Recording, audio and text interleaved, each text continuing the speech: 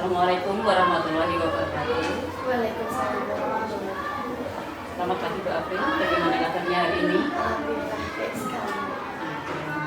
Bu April, kemarin Bu April sudah melakukan proses pembelajaran ya.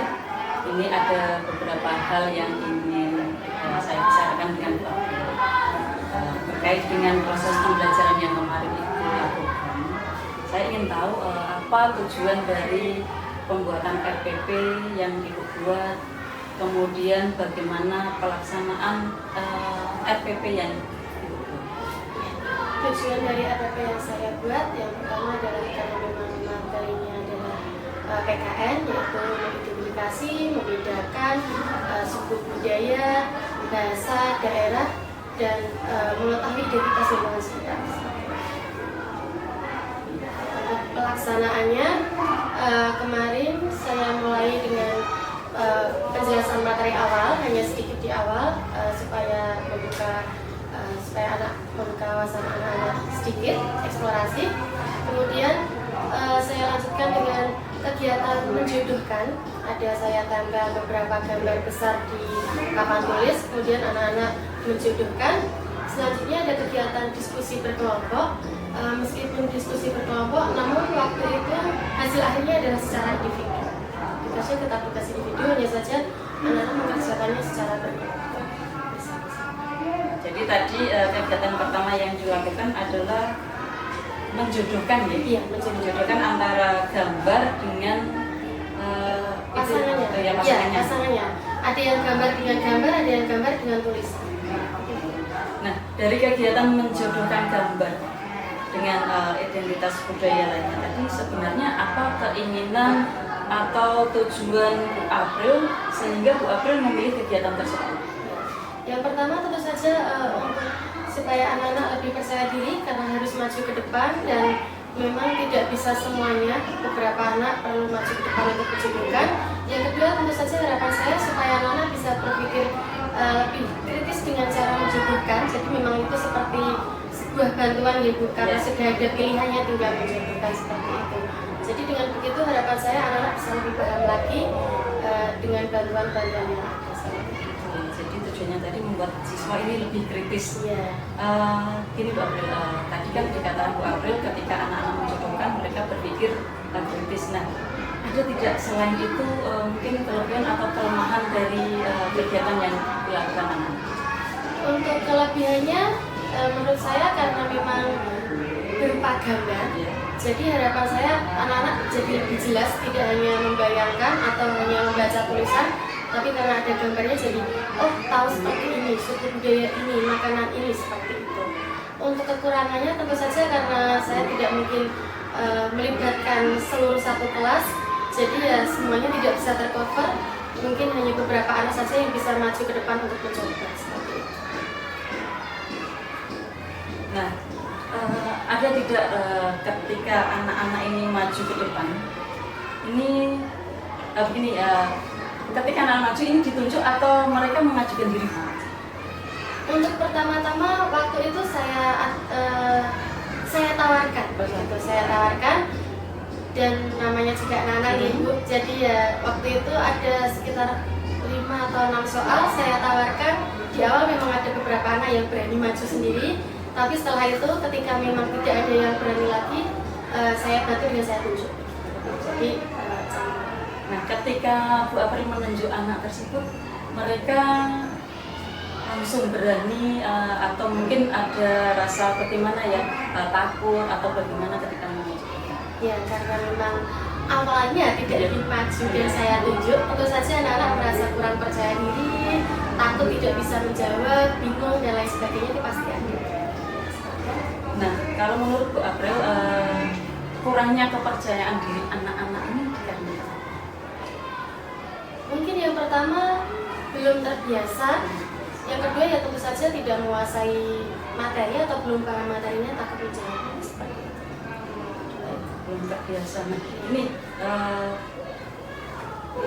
titik lemah pembelajaran tadi kalau menurut saya ini tadi kan kurang kepercayaan diri. Iya.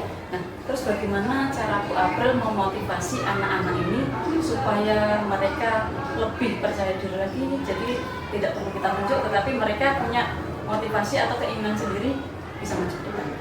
Untuk itu saya melakukan beberapa cara, Bu. Iya. Berbagai macam cara saya lakukan. Yang pertama tentu saja sudah pasti ya, kayak kalau guru itu ceramah, nasihat dengan kata-kata. Kemudian yang kedua, saya itu setiap pembelajaran saya berlakukan bukan ketua kelasnya yang mimpin doa, tapi bergantian sesuai urut absen. Jadi doa pulang, doa pagi, Asmaul Husna itu urut absen. Jadi bergantian setiap harinya, tidak ketua kelasnya setiap hari. Itu juga harapan saya supaya anak-anak terbiasa, membiasakan untuk maju seperti itu. Itu yang kedua. Yang ketiga, saya melakukan mindfulness, yaitu renungan biasanya itu. Jadi ceramah versi renungan. Jadi ada nanti background musiknya begitu, anak-anak sambil memejamkan mata sambil saya berikan kata-kata motivasi seperti itu. Bagus sekali ya Bu April. Tadi ada mindfulness, nah ini yang mungkin bisa apa ya, memotivasi diri anak ini untuk bagaimana lebih baik begitu ya. Nah, kemudian dalam proses pembelajaran yang Bu April lakukan, penilaian apa saja ini yang sudah Bu April lakukan? Penilaian yang saya lakukan tidak hanya penilaian kognitif, memang ada hasil kognitif yang saya ambil, tetapi di sana karena saya melakukan diferensiasi produk, jadi saya juga melihat kreativitas anak. Kemudian di situ juga ada diskusi kelompok, jadi saya juga memperhatikan sikap anak ketika berdiskusi.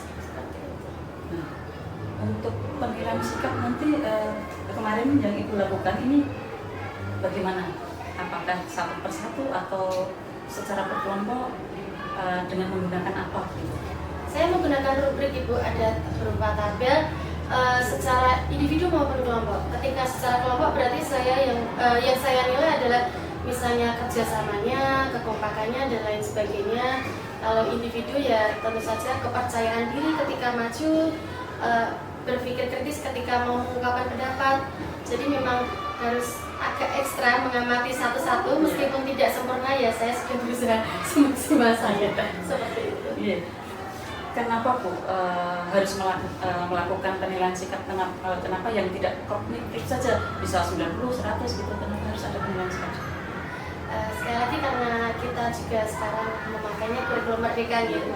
Kurikulum merdeka dan ada juga yang namanya profil pelajar Pancasila. Jadi harapan saya saat ini saya sedikit merasa khawatir, memang menurut saya anak-anak zaman sekarang itu bukan sulit memasukkan materi, tapi lebih sulit untuk mengajarkan adab. Jadi menurut saya itu sangat penting dan juga sesuai dengan tujuan profil pelajar Pancasila juga dalam kurikulum merdeka. Jadi tidak hanya anak itu tidak hanya cerdas, itu adalah slogan kelas kami, anak itu tidak hanya cerdas tapi juga harus berbudaya. Gitu. Baik sekali ya Bu April, ya tadi mengutamakan perilaku dulu ada dulu daripada penekalannya gitu. Nah, ini Bu April misalkan ini ya pembelajaran yang Bu April lakukan kemarin mulai dari segi pendekatan, model, media pembelajaran, menurut Bu April ini sudah di tingkat berapa, di level berapa kalau dinilai rentang 1 sampai 10 gitu? Saya cukup percaya diri mengatakan di 9. Kenapa tidak 10 maksimal begitu? Tidak ada yang sempurna. Ya, masih banyak yang perlu saya pelajari, masih banyak yang perlu saya perbaiki seperti itu. Nah, dari kegiatan pembelajaran yang tadi Bu April sudah evaluasi, ke depannya Bu April punya rencana apa ya untuk memperbaiki supaya mungkin lebih maksimal lagi? Kedepannya mungkin kegiatan pembelajarannya bisa saya lakukan di luar kelas supaya anak-anak lebih senang dan lebih bersemangat. Mungkin nanti menggunakan mindfulness-nya lebih sering karena memang saya lakukan tapi belum konsisten seperti itu.